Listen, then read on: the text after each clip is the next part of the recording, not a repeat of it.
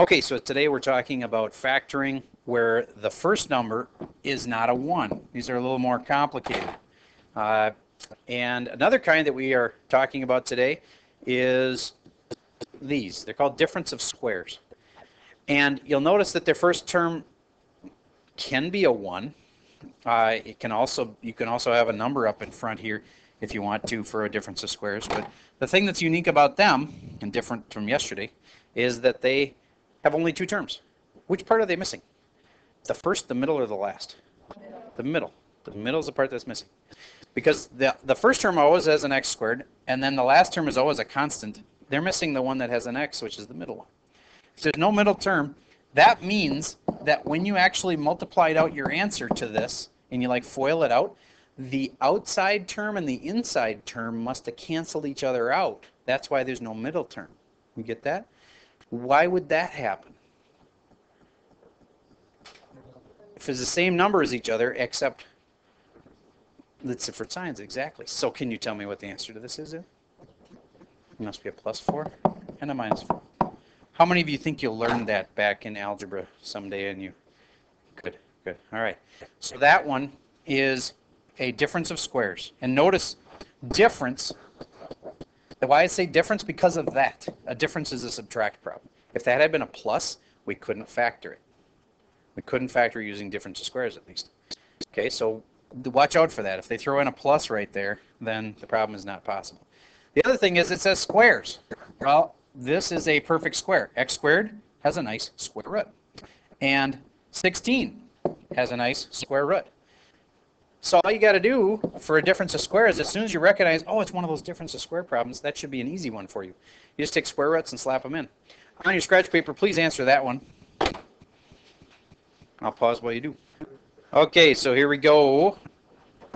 X and X, because that's the square root of this. How about the square root of 81? It's going to go here and here. 9. And what's the last part? A plus and a minus. Why do we need both signs? Because the opposite signs help to cancel. Like the outside and the inside then make -9 and +9, x, and they cancel out. All right. Is that a difference of squares? All right. Then go ahead and do it.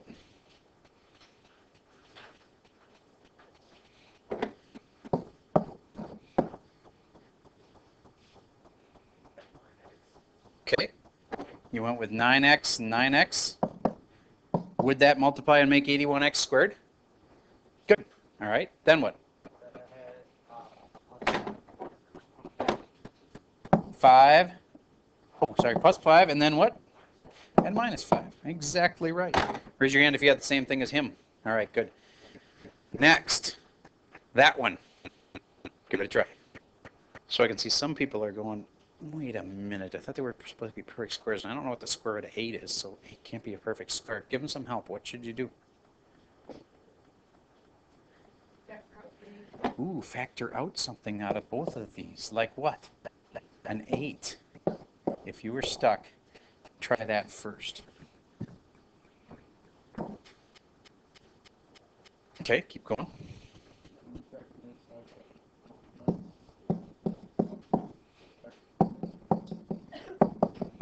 Perfect. And then, why are we doing these again? Because they tell us the what? The zeros. The zeros are when I set the whole thing equal to 0 because I want y to be 0. Why do I set y equal to 0? Because y equals 0 is where the x-intercepts are. And so I'm finding x-intercepts, and the x-intercepts would be x equals -3 and x equals 3. All right. What do you do when a is not equal to 1? Well, you factor out the GCF. This is a good example of that. Would you please factor out the GCF and then factor it as far as you can?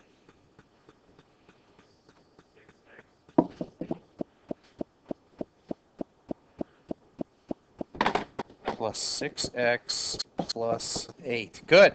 Did you stop there or did you keep going?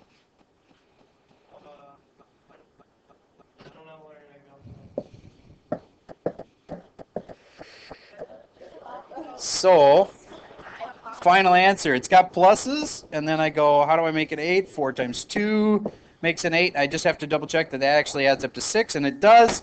There we go. Raise your hand if you had that one right. Okay, good. Moving on.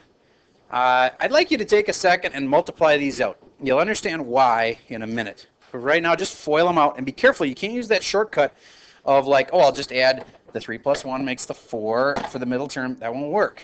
Why? Because there's a number here now that didn't used to be there. All right, so multiply them out using FOIL. Okay, so the reason that I had you multiply those out is because now today, again, we're not foiling something out, we're unfoiling. We are doing the opposite. We're trying to factor these. So act for a second, look at that, like these are gone.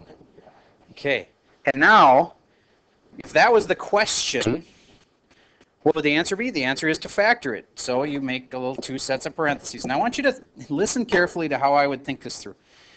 Instead of saying x and x like we would before, I need to make the first term come out to 2x squared, so I put a 2x and an x. Did you get that?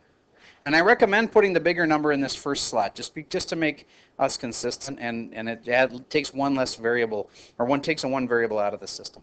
So always put the bigger number in the front. And then I just have to take these two numbers, and I know that they multiply to 3, but it used to be they would add up to 7, but they don't anymore. Because when I take those two numbers and I put them in, say a 3 and a 1, I say pluses in this case, I have to do the outside and the inside to get the middle term, and therefore they don't add up to 7 anymore. See what I'm saying?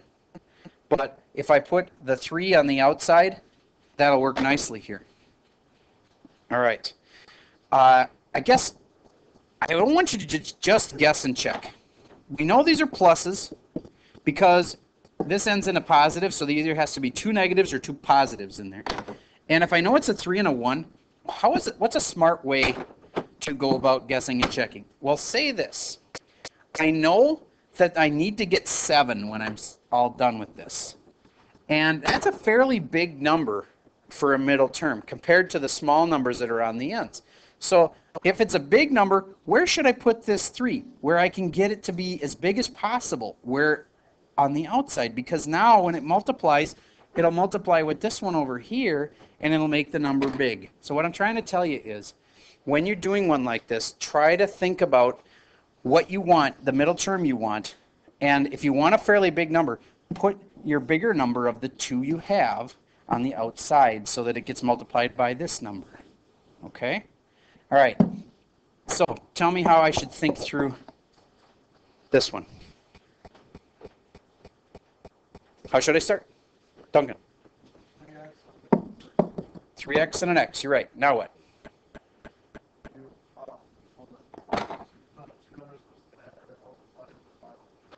You're right. Find 2 numbers that will multiply to 10. Like what? 5 and 2 sounds good. Or 10 and 1. And remember what I was saying about the middle term here? If I've got a choice of 5 and 2, and I'm going to go with those 2, then if I want something that's fairly big in the middle, where should I put that 5? On the outside, so that it'll end up multiplying with this one over here. All right. And then I'll put the 2 in here. And now I need signs for them. Should they both be positives, both negatives, or do I need one of each?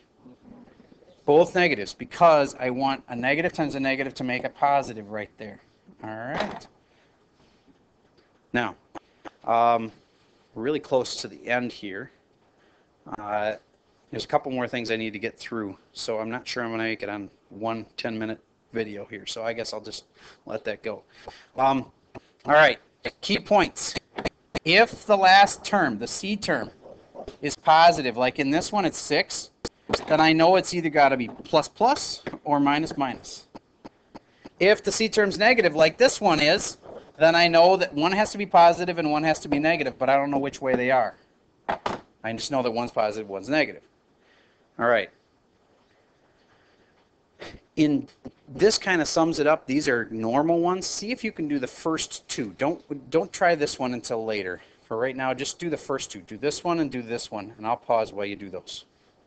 Actually, we'll probably stop this and finish on part 2.